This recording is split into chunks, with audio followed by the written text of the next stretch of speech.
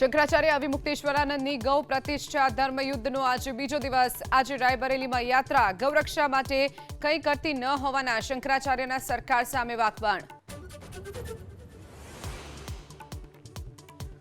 નીતિશ કુમારનો પુત્ર નિશાંત કુમાર આજે જેડીયુમાં જોડાશે। નવી સરકારમાં નાયબ મુખ્યમંત્રી બનાવવાનો ધારાસભ્ય હરિનારાયણસિંહનો દાવો। કાર્યકારી અધ્યક્ષ સંજય ઝાએ કહ્યું, નીતિશ કુમારના માર્ગદર્શન હેઠળ ચાલશે સરકાર।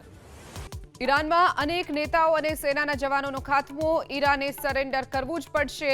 તેલની કિંમતમાં વહેલી તકે ઘટાડો આવવાનો ટ્રમ્પનો દાવો।